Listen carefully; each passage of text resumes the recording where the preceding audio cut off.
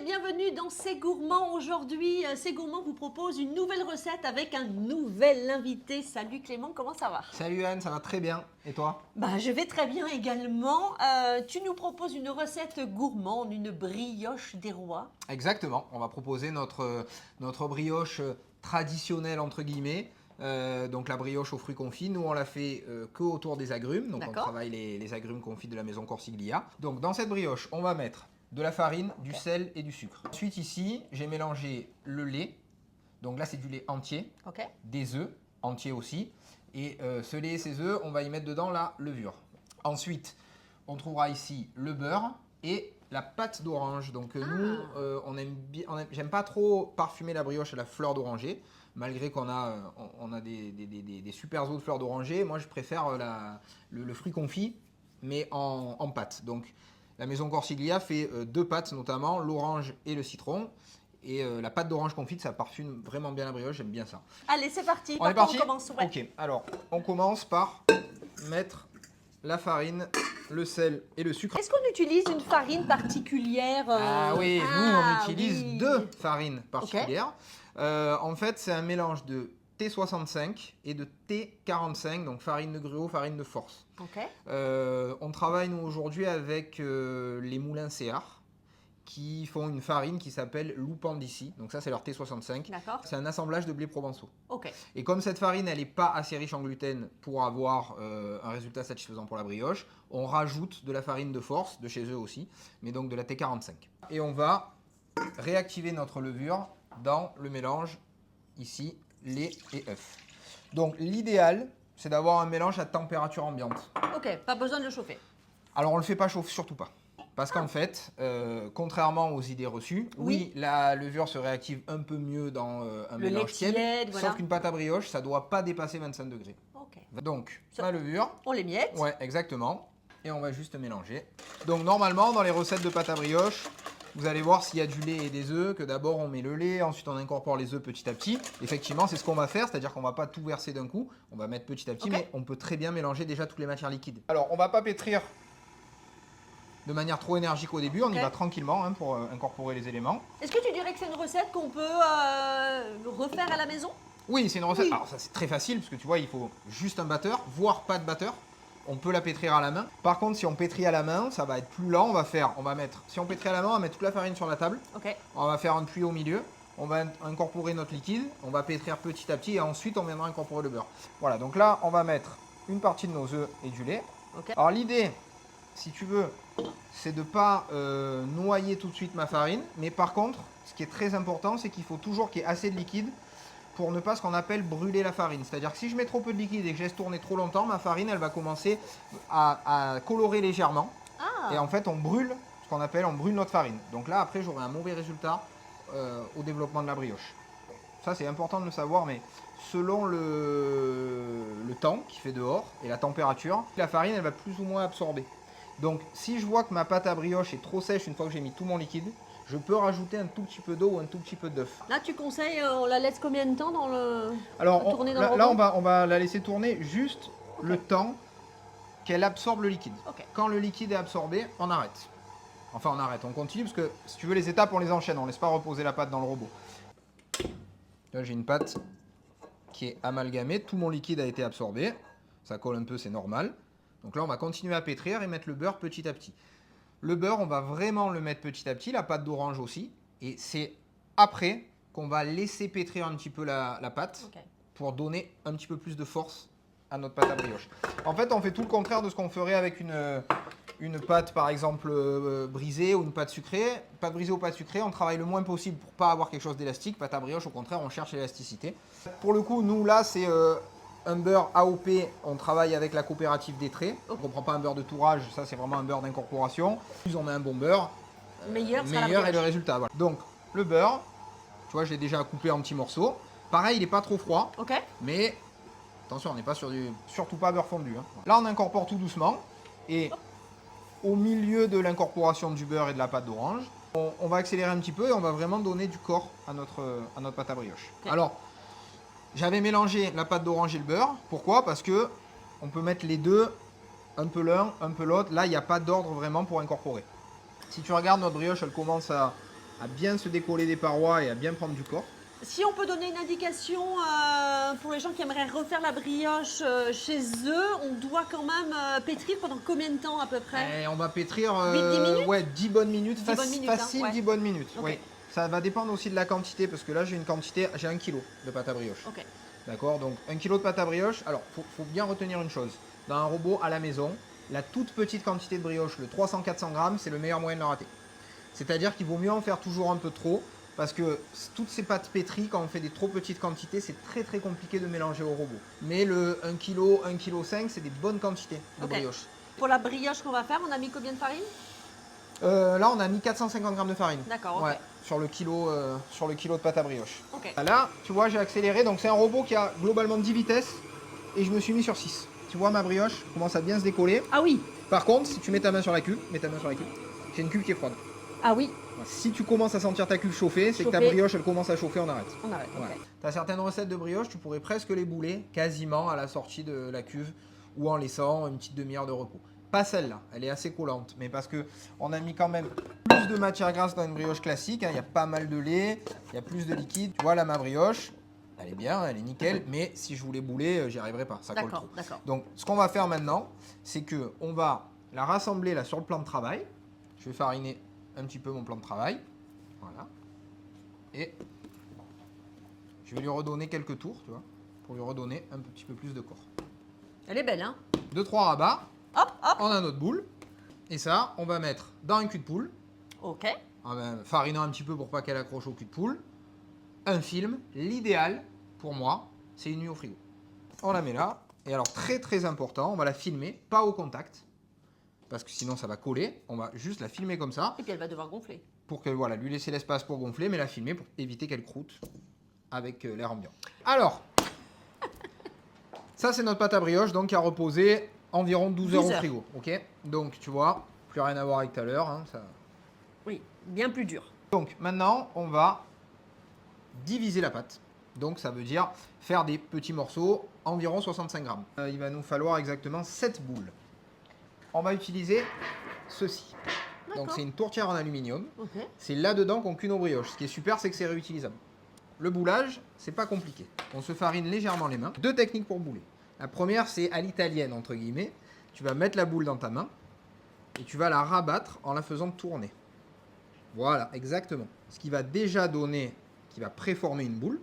Et maintenant, avec ma main, exactement avec la paume de ma main, je vais commencer à faire tourner pour bouler avec mes doigts. Je vais venir rabattre pour vraiment serrer. C'est pas évident de sentir le bon geste quand même. même. C'est pas évident. Tu te débrouilles très bien toi par contre. C'est pas la première fois, non? Hop. Faut qu'elle accroche légèrement au plan de travail. Et tu vois, je vais vraiment venir passer dessous avec mes doigts pour avoir quelque chose de, ah oui, de bien tout rond, de suite. bien serré. Ok. Bon, j'y étais presque. Hop, l'autre technique. Ça elle est plus dure. Hein.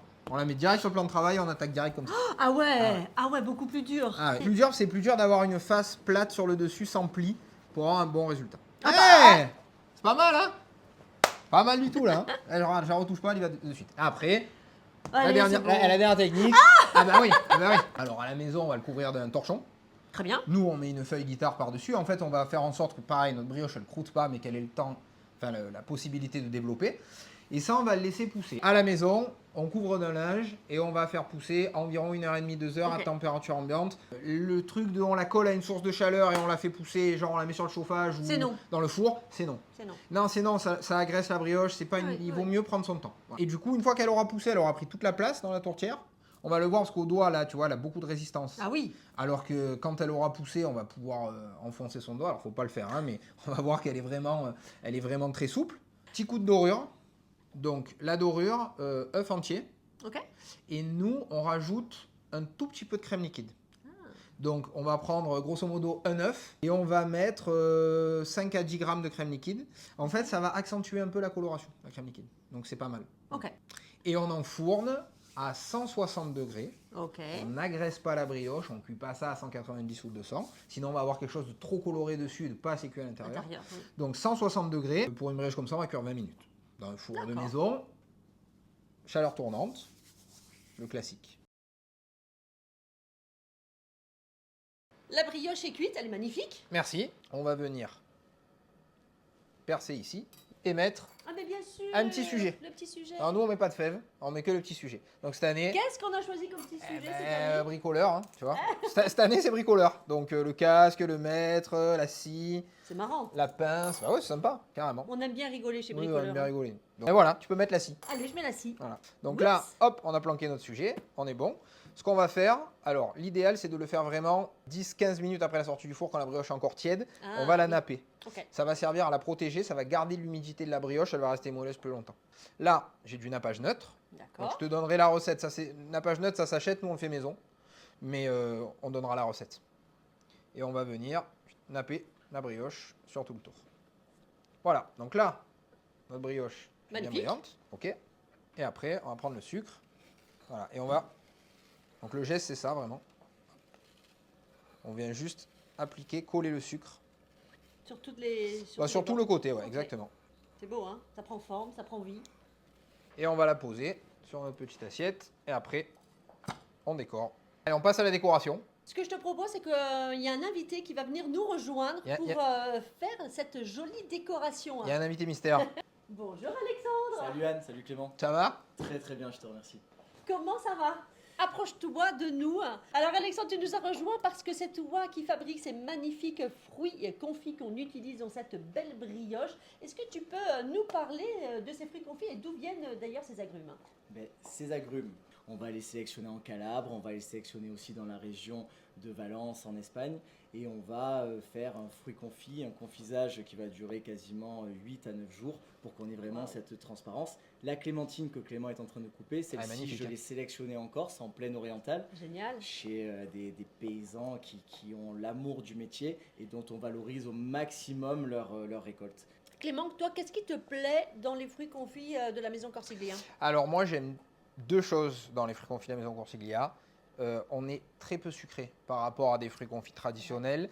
Et je trouve qu'on donc, surtout sur ces agrumes-là, on a vraiment le respect du parfum original du fruit. L'idée, c'est de travailler avec quelqu'un qui est pas loin de chez nous. Bon, ça c'est génial. On est passionnés tous les deux. Lui par les fruits confits, moi par la pâtisserie et par ses fruits confits. Donc, et moi par ses pâtisseries. donc c'est encore Et mieux. moi par les deux. Et en fait, ce que j'aime avec ces fruits confits-là, c'est qu'on arrive à faire changer un peu les idées reçues des gens sur le fruit confit. Parce que j'ai plein de clients qui reviennent en disant ah, mais les fruits confits que vous avez travaillé, ils sont vraiment géniaux et tout, ça change de ce qu'on mange d'habitude. Et oui, parce que quand ça a été super bien sélectionné, super bien travaillé, nous on fait rien. Hein. Là, regarde, on fait vraiment 2-3 découpes, on met dessus. Par contre, on en met généreusement. Ce que je te propose, Alexandre, c'est que tu décores avec Clément la brioche des rois. Avec grand plaisir. T'es OK? Plus qu'OK. Un peu plus généreux? Ouais, un peu plus là, tu vois. Le petit macaron. Place à la dégustation. Vous êtes prêts les garçons? On va On est prêts. commencer Plus que prêts. plus que prêts à déguster cette magnifique brioche des rois. Je vous en prie. Qu'est-ce que ça représente pour vous la brioche des rois? Est-ce que c'est un souvenir d'enfance? Pour moi, c'est le partage. Ouais. On partage avec ses amis, ses collaborateurs au travail, sa famille. Et c'est un moment incontournable du début de l'année. C'est un marqueur de convivialité. On se retrouve et on se fait plaisir, encore une fois. Et moi, ma grand-mère paternelle était italienne et elle faisait les rois, donc la galette feuilletée et la brioche des rois. Chaque année, elle invitait tous ses petits-enfants et on faisait le premier dimanche après l'épiphanie, on faisait les rois. Mais elle faisait 4 ou 5 brioches, 2 galettes et ça depuis des années et des années. Donc elle me racontait l'époque où il n'y avait pas de beurre, on était obligé de faire son beurre pour faire sa brioche. Enfin voilà. Excellent. Donc on avait cette tradition en famille qu'on perpétue maintenant parce que c'est moi qui le fais. Mais quand elle était encore là, elle faisait jusqu'à très tard, elle faisait les rois pour tous les enfants et les petits-enfants. Donc ouais, c'était vraiment... Mais là, on peut dire que c'est des vrais là, souvenirs. là c'est vraiment le souvenir d'enfance, ouais, évidemment. carrément. Alors, Alexandre, qu'est-ce que tu en penses? C'est savoureux, c'est aérien, c'est délicieux. C'est délicieux, tout simplement. Voilà, il n'y a rien d'autre à dire. On est fan évidemment de la brioche, de bricoleur de douceur. Vous partagez tous les deux l'amour des bons produits. C'est ce qui vous rejoint aujourd'hui d'ailleurs sur cette recette. Oui, exactement, parce que si tu veux, c'est vraiment... c'est très simple en apparence cette recette. C'est une brioche et des fruits confits dessus. Par contre, comme on l'a vu tout à l'heure dans la brioche, il te faut un super beurre, une bonne farine. Enfin voilà, il faut tous les bons ingrédients.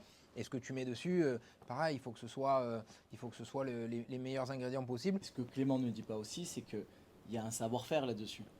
Il y a ces essais que tu as fait pendant un certain temps, où tu as vraiment adapté ta pâte, où tu as adapté aussi ta recette, et derrière aussi tout le temps qu'il a fallu sur le confisage de ces fruits pour sublimer. Ça paraît simple comme ça, mais c'est des heures de travail en amont qui sont à l'étude pour proposer ce gâteau des rois qui aujourd'hui représente notre Provence, qui fait aussi notre fierté, et dont on va pouvoir retrouver combien de temps dans ta boutique? On va le retrouver à peu près du 5 janvier jusqu'au presque 25.